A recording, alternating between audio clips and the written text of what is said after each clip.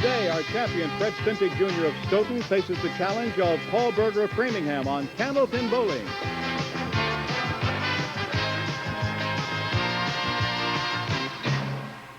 Hi, everybody. Welcome once again to Candlepin Bowling. I'm Don Gillis, and everybody knows by now, I guess, that this program is on videotape. Takes often several weeks before you actually see the telecast. And it's total pinfall, which is going to determine our winner. We'll have 3 strings of Candlepin Bowling. Each will bowl 3 strings. And then sometimes we have ties, as Fred Spintig knows, as he tied last week and then went into a 2-box roll-off and tied that and then went on and eventually won. And we have another constant, and that is that we have $1,150 in prize money. $700 goes to the winner, $300 goes to the runner-up. There's $50 available to the winner of each string, and obviously if they tie, they would split it at $25 apiece. The extra money, well, let's see, there's $100 for a 400 series. For 3 marks in a row, any combination of strikes or spares in the same string, $50 in bonus money, and each subsequent consecutive mark in that same string is worth $50 each, as long as he can keep it going. Our high-low jackpot, 1-7-10, is now at $75. If neither hits that, we'll add $25. Keep on doing that till somebody walks away with whatever has accumulated. Our marksman of the day, the bowler with the most marks, will get a $50 gift certificate from True Value Hardware Stores. And I'm not forgetting the big one. For 3 strikes in a row, an additional bonus of $1,000, and each subsequent consecutive strike in the same string after those 3, $1,000 apiece. That's it. Let's get started, shall we? Right after this. Here is today's challenger, a veteran and excellent Candlepin bowler, Paul Berger of Framingham, currently with a league average of 131. And he almost left me a spread eagle right off the bat.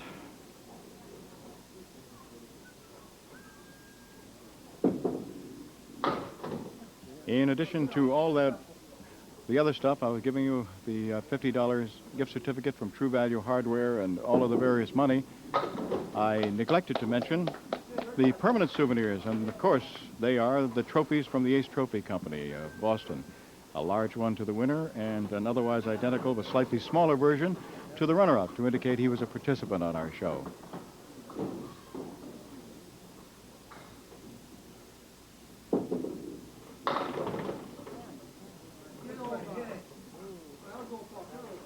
All right, Paul has over on the right as his object pin the 3, and in addition he has a 4 and 6 with wood against the 4. And he made it.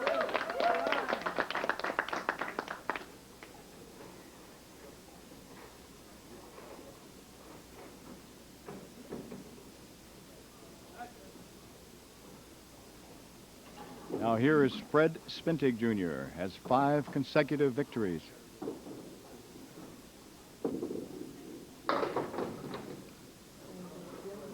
He's too full on the head pin again, too, and almost gave me a spread eagle split.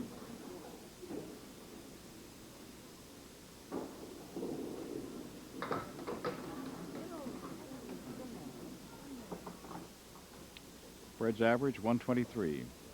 High single, 181. High triple, 454. He had a 447 back a couple of weeks ago. Actually, I guess that's 3 weeks ago. There we go.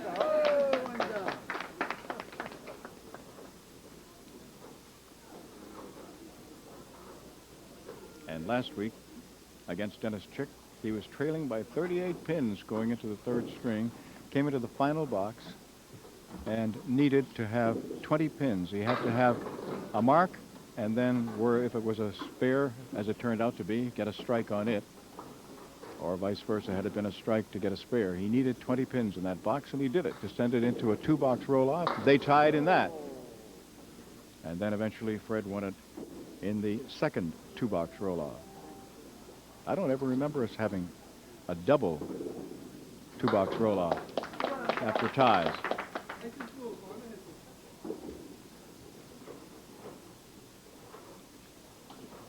Paul Berger's league average is 131. That is sizzling Candlepin bowling. All right, 8 was the drop, and he winds up with a 4 and the 10. Piece of wood over to the right. Oh, baby, he made it using that piece of wood. How about that? 4 and 10. with wood. Spectacular. I thought his 3-4. I thought that 3-4-6 was spectacular, but this is even better. 6. Now the 1-3 pocket on the right and the 7 and 8.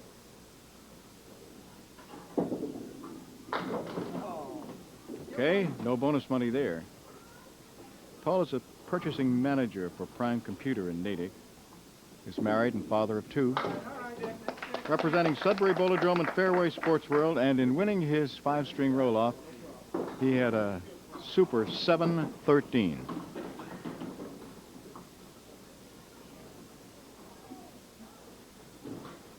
Now Fred Spintig.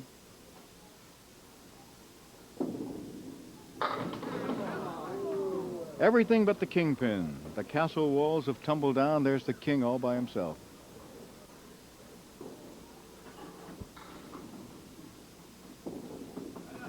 Right on for a spare. Fred at a 688 in winning his roll-off. His league average is... His league average 123, high single 181, high triple 454.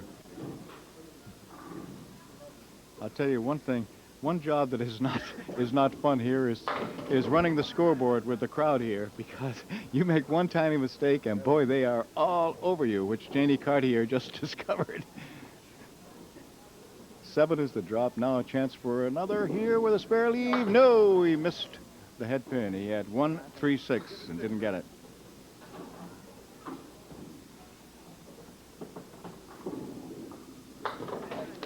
It's a 10.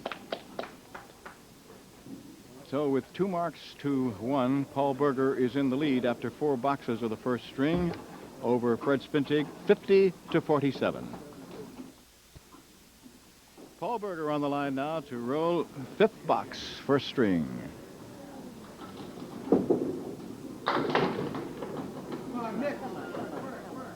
Boy, he does mix them up. 3 and 10, and 3 pieces of wood between.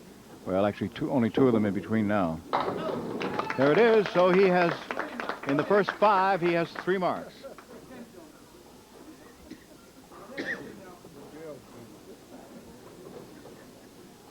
Janie Cartier on that board, as I said, and she started to write in the wrong column, and boy, the voices rose very quickly. 5 is the fill, and a tough split. Keith Williams, who ordinarily at other times might be on the board, is resting, staying beside me today, and happy to be out of that heat.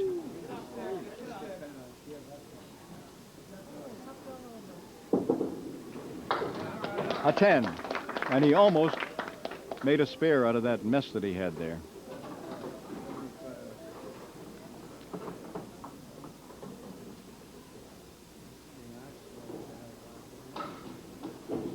Good look there at Fred Spintig, our defending champion. He beat Danny Murphy.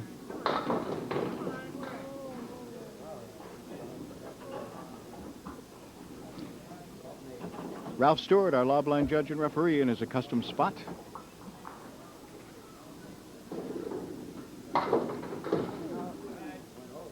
Ralph looked pretty sharp there, huh? In the black shirt and the black and white spectator shoes, the gray trousers.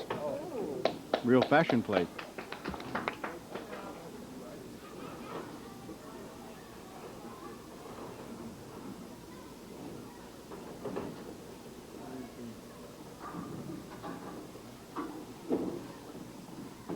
Ralph and his wife Rose in here today with suntans in December. No.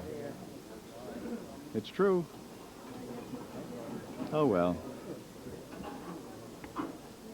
Some people, you know, rich people go south. Oh, good try, but it didn't go. Fred is employed as a shipper. He's married and has 2 children. Fred and Heidi, who are, you can see that's Heidi, they're applauding just over, and Fred also, just to the other side of Paul Berger. Now, here's Paul. Oh, baby, look at this. 4 and 5, but he's got wood, and he probably just can hit the right side of that piece of wood enough so that the ball will divert over, get the 5, and the wood will take... Yes, it worked. He just had to hit it enough to the right so the ball would be diverted into the 5, and, of course, the piece of wood then would take the 4, which it did.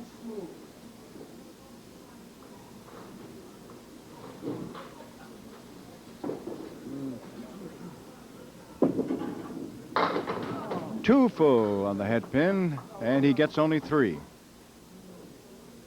And comes very, very close to a spread eagle.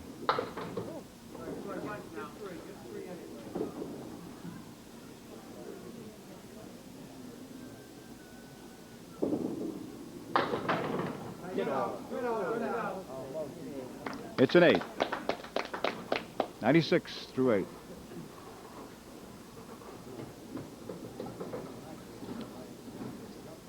Our defending champion has had just one mark, a spear in the 3rd, with a 7 drop.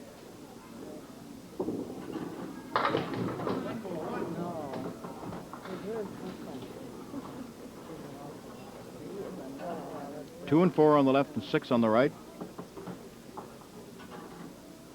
And, oh, he thought he had it for a moment.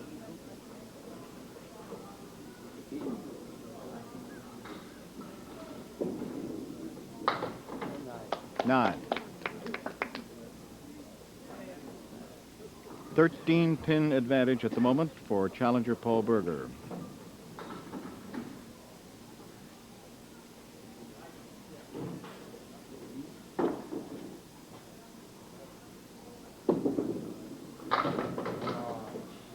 Diamond on the right plus the 10.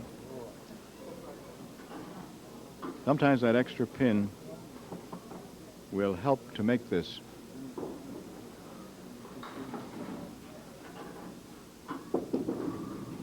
Nope, not that time.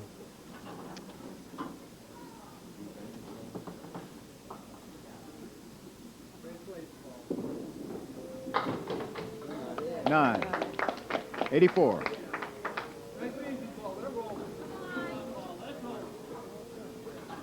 Twelve-pin lead for this man, Paul Berger, today's challenger from Framingham. Big, big hit, and no. Almost, but not quite the strike. 7 pins still there, but that piece of wood right up against it should make this one a piece of cake.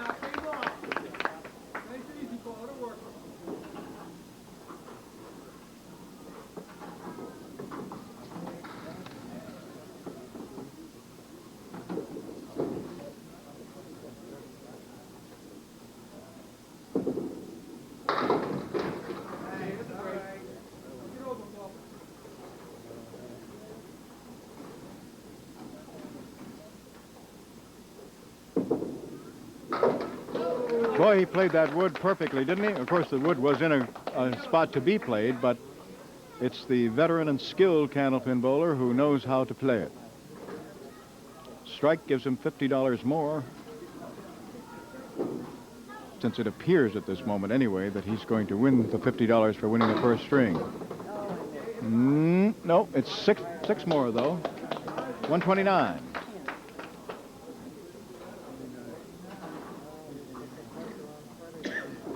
Now, Fred would love to mark out.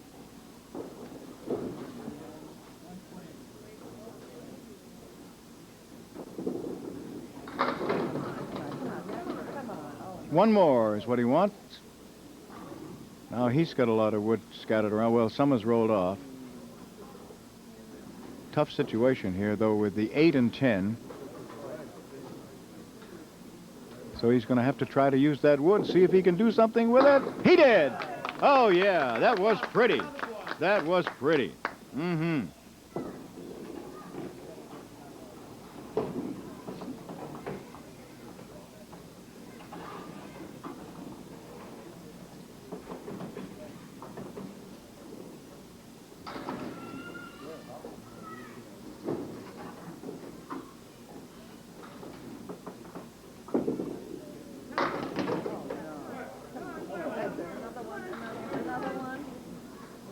6.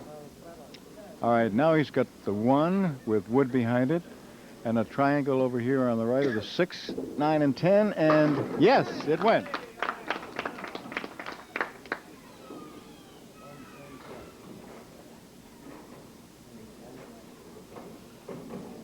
Now he has an opportunity, as Paul did, to pick up $50 in bonus money should he throw a strike here.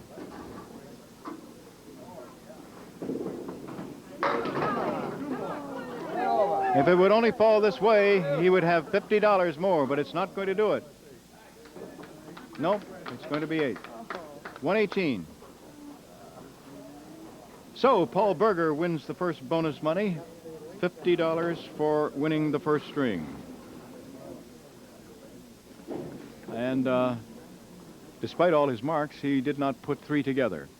There it is at the end of 1. Challenger Paul Berger of Framingham, 129. Defending champion Fred Spintig Jr. of Stoughton, 118. Okay, now here is Fred Spintig. As usual, the defending champion leads it off in the middle string. Half Worcester left.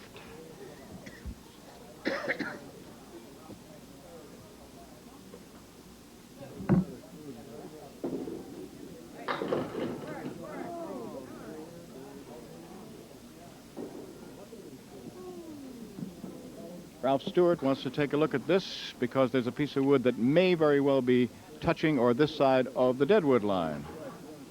It has to be cleared. It obviously is.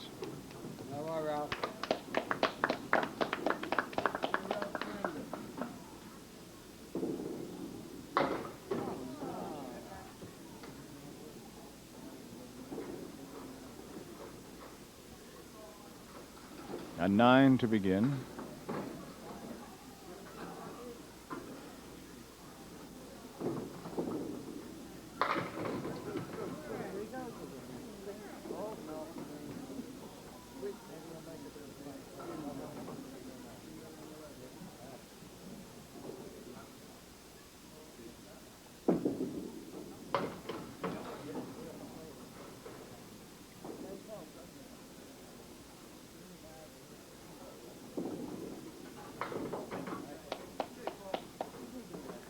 All right. Pair of 9s. Now Paul Berger comes up.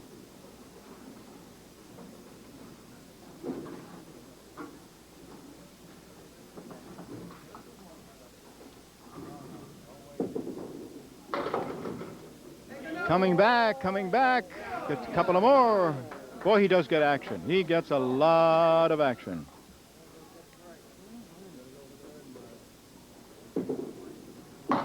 And he made it.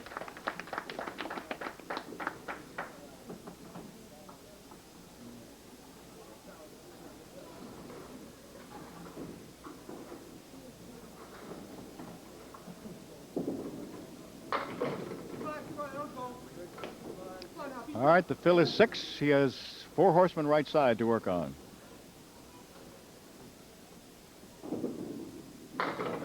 Made it. 2 in a row. Now Fred Spintig Jr. coming up.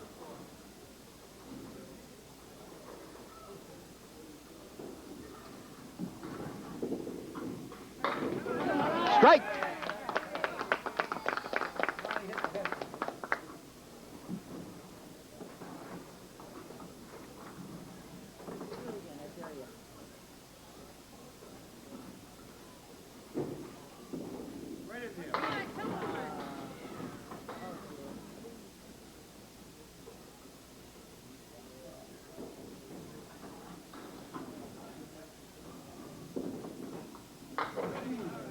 All right. 8 is the fill. And 9 in the box. All right, here's a chance now for $50 more in bonus money for Paul Berger. He has 2 marks in a row.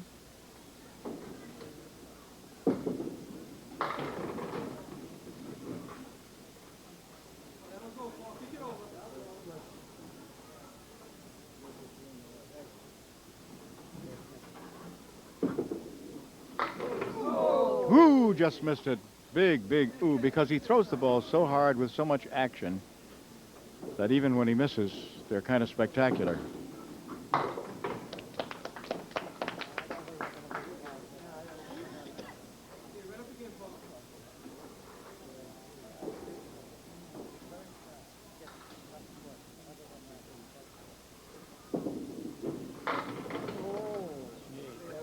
Boy, they do go down, don't they?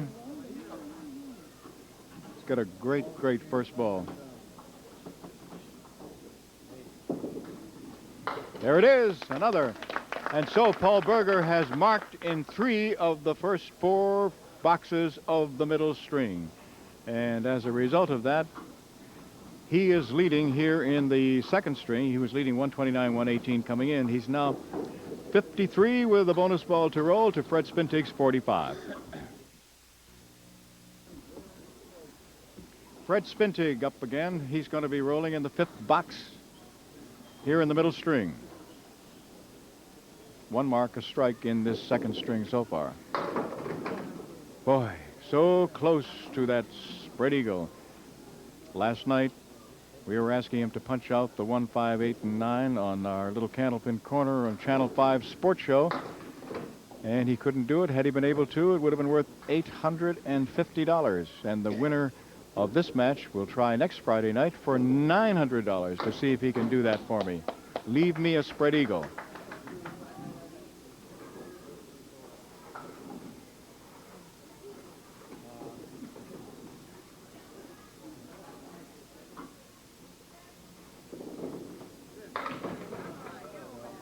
Now there's a spare leave, 4 and 7 with wood.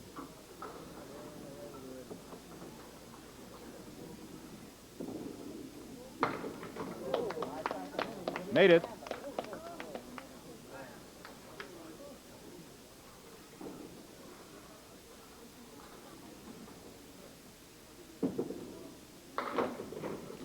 For Paul Berger, a 7.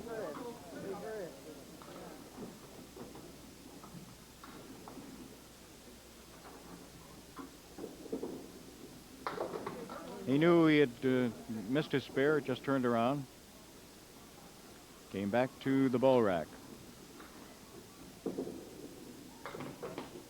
Speaking of ball rack, that reminds me, you know, Phil Rubin and I have mentioned that Jim Fairhurst has written a book, The Light Side of Candlepin Bowling, and he has a glossary in the back with some of the terms, and for ball rack, he said, that's the place where your bowling balls rest, but it's really there so an upset bowler will have something to kick. Look at the way they keep tumbling.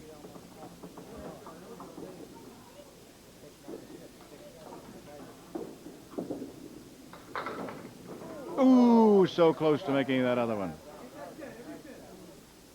Jim's definition, by the way, of a corner pin, 7 or 10 pin, one of which you get with your first ball.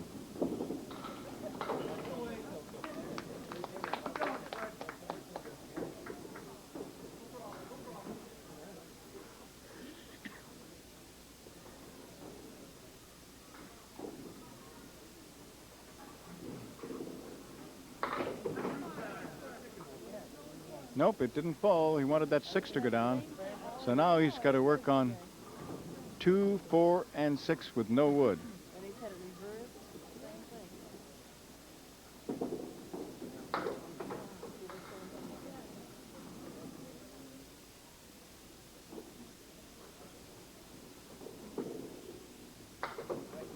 thing. 9.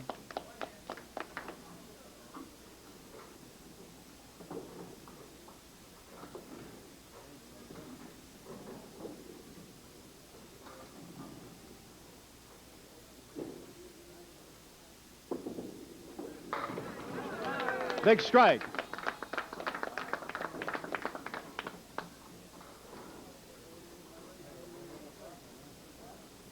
Challenger, Paul Berger of Framingham. He would have preferred that 3-pin did not go down because now he's left with a 6 and 7 split. 1 piece of wood perpendicular to, 1 across. Boy, he gets action, doesn't he? He makes those things fly.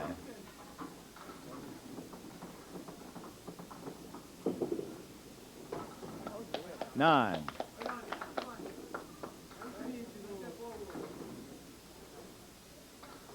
Paul with a little glance at the scoreboard.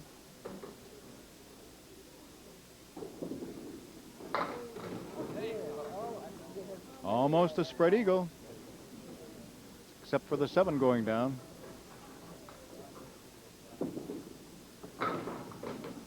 Nope. The lady in the background there, watching very intently with her hand up to her throat, is Paul's wife. Staying in the background up there.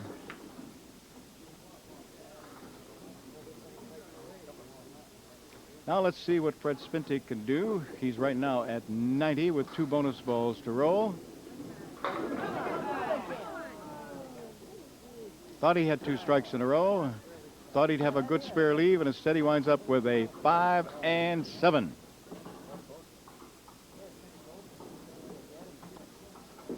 And nope.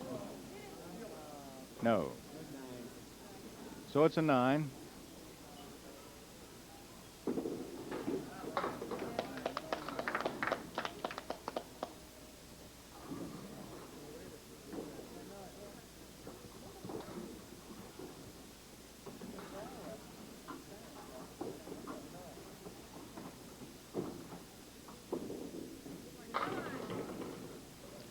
All right, he has a spare leave. The 3, 5, 6. And oh, such a surprise that was.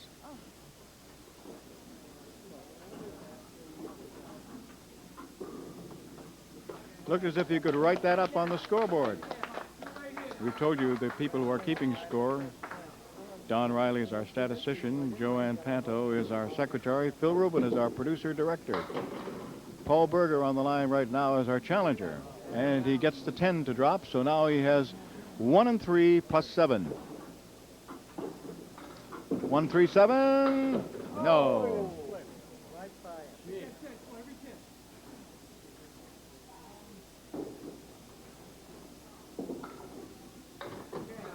10. 107. Paul won $50 for winning the first string, 129, 118. At the moment, Fred Spintig is leading in the second string. However, right now, Paul Berger has himself a legitimate spare leave.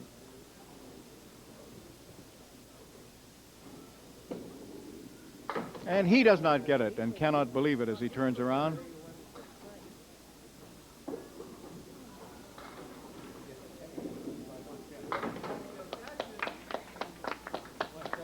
So, by 1 pin, Fred Spintig picks up $50 in bonus money for winning the second string. 1 little pin.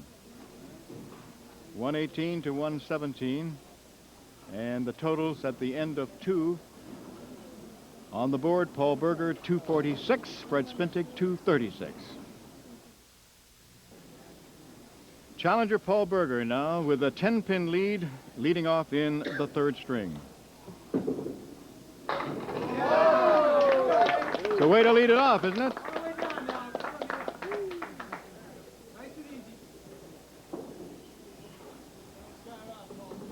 Paul made his first appearance on our show back in 1976 when he lost to Alan Wallace. His next time on, however, he was a winner against Angie Di Donato.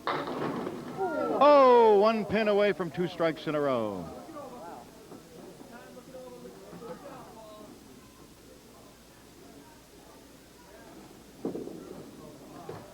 No. So it is 9 is the fill.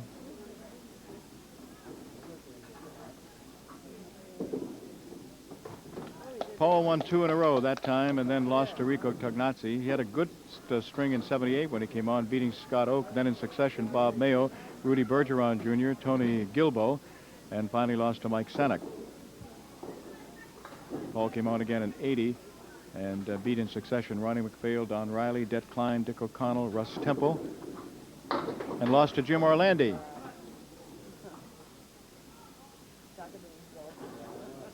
Half Worcester left. And in Jim Fairhouse's book, in that glossary, He refers to a half Worcester as being born on the Shrewsbury line.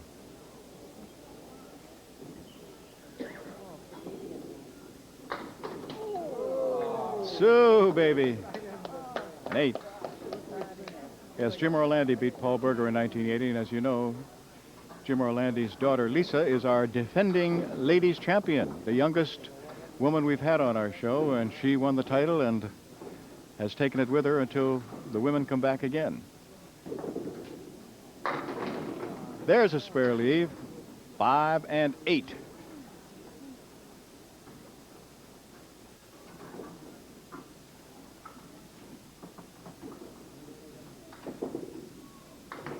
Ooh, no, didn't get it.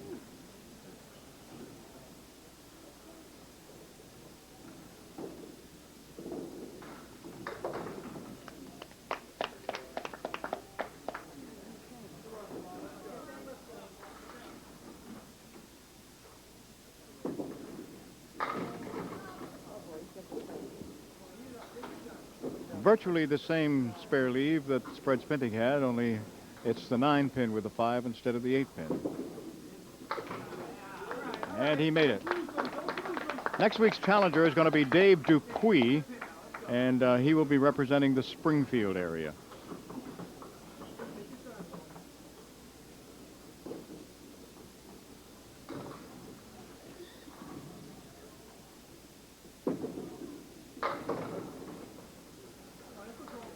Five. Now he's got the 4 horsemen left side plus the 9-pin, which is a tough one to make.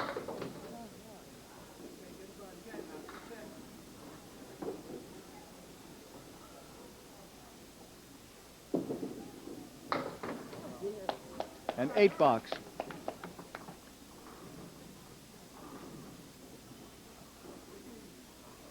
Paul was in one of our championship shows. Was he ever? Rolled a 464 to qualify. This year, Fred Spintig is in the lead with a 447. Danny Murphy, a 438. Rosario Lecchiara, 389.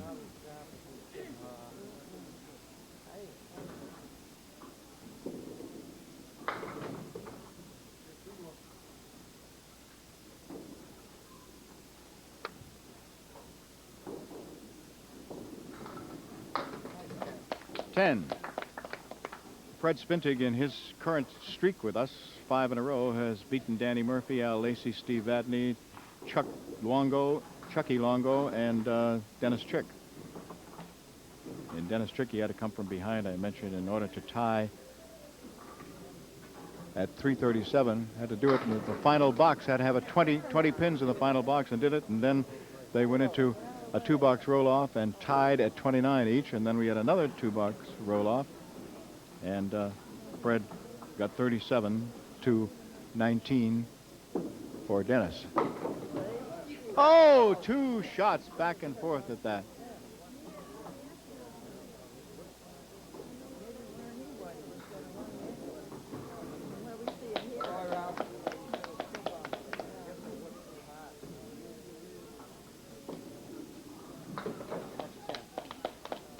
And so it's an 8 and then 3 10s for Fred, and that's not what he wants because he's trailing by 10, and already Paul has added 14 bonus balls with a strike 9 and a spare 5.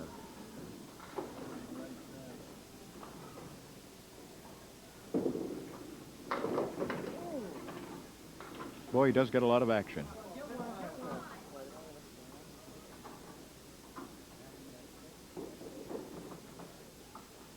The reason he stopped was a piece of wood started to roll again.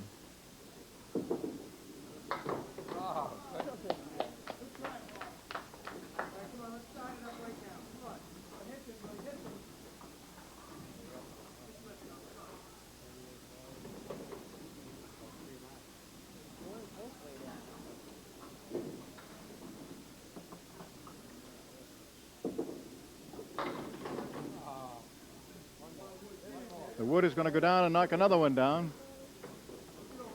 So it's a 7 and 9, and the wood seems to be in a pretty, well, let's see where it's going to wind up. Well, when they were a little closer together, they were forming a V that would have been pretty good. But they're out a little far, so it's going to be difficult to... Well, I'm not going to say a word. I'm just going to watch. Yeah, that's what I was afraid of, that it was out too far and that the piece of deadwood could go by and not get the 9, and the ball could go between them, which is what did happen. But I'll tell you, back here, my vision isn't as good as it was back in the days when I was a gunfire controlman on a battleship, when I used to have to do some of those things. No, sir. Now I really have to squint to see whether those pins are side by side or not. Okay, we have 6 and 10 over on the right. He did.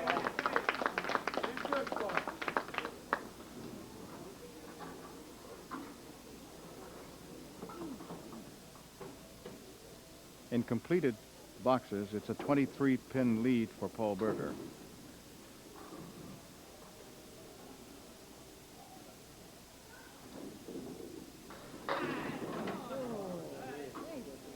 Six, and what he winds up with is not good. It's the 5 is the object pin, but he's still got the 7 and the 8 and 9.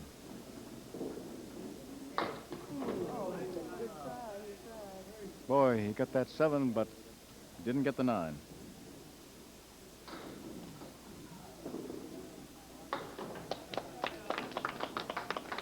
$15 pins right now. 15.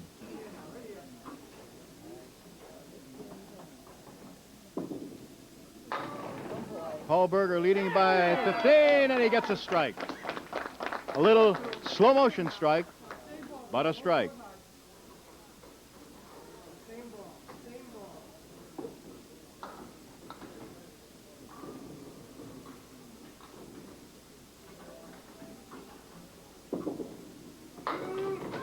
Is it? Oh, no, 1 pin away.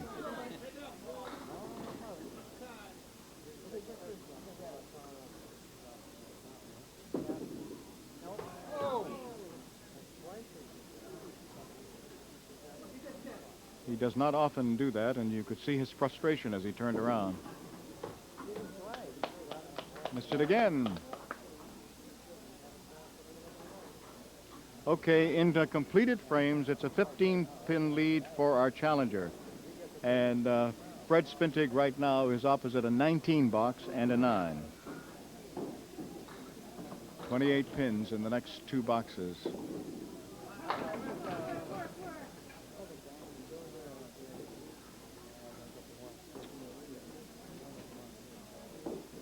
One, 3, 5, and 8. No.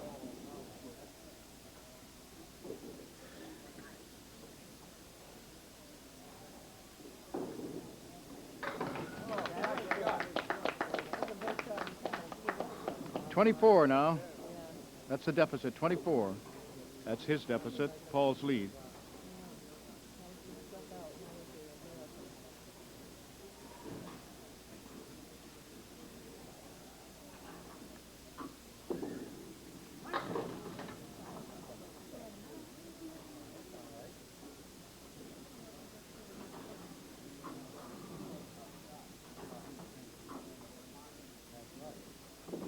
The 1, 2, 4. Oh, and the 10 didn't go.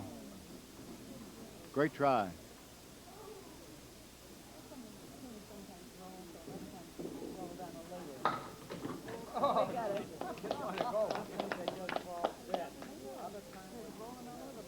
All right, Paul Berger goes into the final 2 boxes, leading in the match by 23 pins.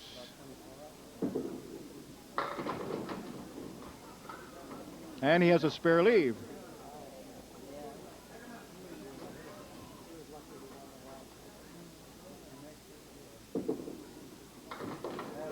Paul makes the spare, seemingly putting this one away, since he already has a 23-pin lead.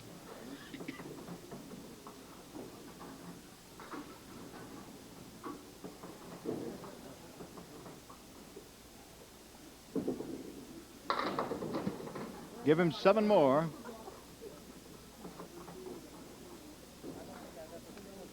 2, 4, and 6. And we have seen that leave a lot. Oh, great try.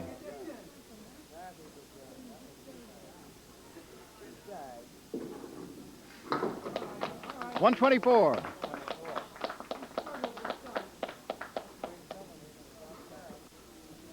$370.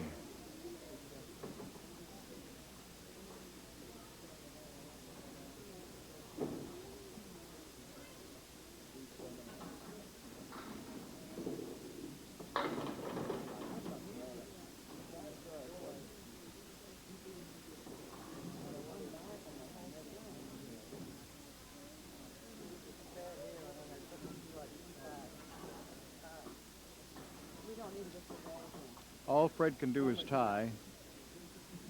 And to do that, all right, that puts him at 94. However, he needs 40 pins right now, which would be a 10-pin fill on a strike and then 2 more strikes, which would make him $1,000 richer and would tie him. That did it right there. That did it. That did it.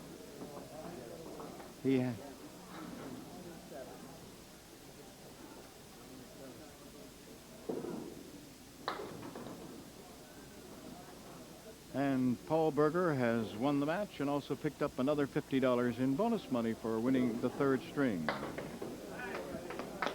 So we have a new champion. Actually, he's a veteran champion.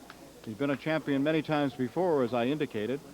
His last appearance on our show was frustrating in 1984 in September when he lost to John Miller, as John Miller rolled a 412. But as I said in the appearance before that, he had rolled a 464, then a 374, and then finally lost as Gary Carrington rolled a 420. But Paul Berger is our new champion. And the final score, as we take a look at it, Paul Berger 370 and Fred Spintig Jr. 339.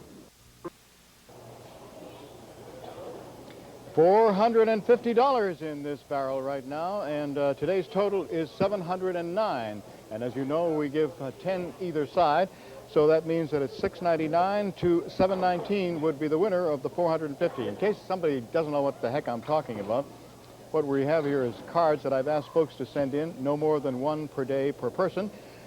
Taking a guess at what the total pinfall would be, both bowlers combined on a day that they would hope that their card would be chosen. And as you know, last week, because of the fact that we had a tie and that they had tied at 337, and then they went on and had some extra pins, we decided to give folks a double chance, since I do sometimes say total pinfall of the 3 strings of bowling by each, or the 6 strings, however I refer to it, and other times I say total pinfall, both bowlers combined. So we had a double chance last week, and son of a gun, the card I chose missed by exactly 1 pin. We had a range of 788 to 778 to 798, and we had a guess of 777. Well, anyway, the point is that I will pick a card here. We ask you anyway to send it in, please, to Candlepin Bowling, WCVB-TV, 5 TV Place, Needham, Massachusetts, zip code number 02192. But if I choose your card, you're going to be rewarded just as the person today will be, because always, whether they're anywhere near it, we reward them with prizes like these today. Ames professional bypass-style pruning shears with surgical steel blades designed to cut close to the stem. Blades are fully adjustable and replaceable. Ames pruning shears, the tool preferred by professionals. And an Acromill 16-inch toolbox offers premium capacity in a minimum size box, constructed to carry up to 60 pounds of tools. Acromill toolbox to help out with all your home improvements. And Peterson's 5-inch vice grip locking pliers with wire cutter. Tremendous power in a small tool. Peterson vice grip pliers, strong enough for big jobs, small enough to carry in your pocket. For $450, anywhere from $699 to $719. And the nice thing about it is when we have a winner, we empty this out and start all over again. So let's see what we can do. Let's go way down front here somewhere. Okay, I'll even get one if I can. It's right next to the window. Well, that's about as close as I can get these fat fingers in there to get something. All right, let's see what we have. This one comes from Randolph, Massachusetts, and It is Sunny Black, and the range is from $6.99 to $7.19. This guess is $7.29. Okay, so $50 more. Next week it'll be worth $500. Our high-low jackpot is at $75, and Paul, you get first try at it.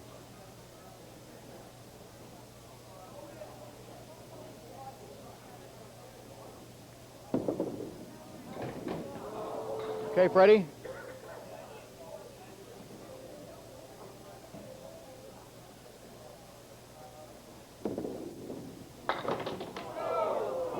Okay, Freddie, you stay here. For the first time, you're going to be standing near me at the end here, and Paul's going to be behind. You had a pretty good 6-week run here, haven't you, huh? Good. You've enjoyed this, haven't you? Sure have. I guess so. And I know we're going to see you in the fall or late August, because nobody's going to put a 447 out. There are not going to be 5 guys with more than a 447. And right now, it looks like you might even be top seed. Mr. Berger knows a little bit about that. He rolled a 464 once upon a time, putting himself in among those 5. All right, you get $300 instead of the $700, and you get $50 for winning that middle string. I can't find any more bonus money here. No. And you get the smaller trophy. I don't know who gets that, whether it's little Fred or Heidi, but whatever. But you come back and see. It was a pleasure having you. Thank you. Okay, young fella, you did it. Pretty lucky. Oh, I don't know. It's your new slim trim figure, huh? Yeah. 35 pounds down, huh, since the last time we saw you? I feel an awful lot better, thanks. Yeah, you look great. And obviously that ball is working, except on single pins, right? Yeah, I missed more today than I missed all year. Oh, well, listen. You are the recipient here of what? New book from by Florence, not the new book, but as a new winner you get the Florence Greenleaf book and Carl Green Historian, so you can read up on the game of Candlepin Bowling. I'm not telling you how to do anything. You know that. You know that already. $700 for winning, $100 for winning the first and the third string, and don't see any 400 series. You had the most marks, so you get a $50 gift certificate from True Value Hardware Center and Home Centers, and I didn't mention this at the beginning, but you get another. And your wife will be happy. You have another one to dust. Really? Among the about 100 you have. Okay, Dave Dupuy of Springfield will be your challenger next week, so we'll see you then. Thank you very Paul? much. I'll see you Friday night. You try for $900 on Spread Eagle, okay? That's it. Don Gillis for the whole crew. We'll see you 12 noon next Saturday. Bye-bye, everybody.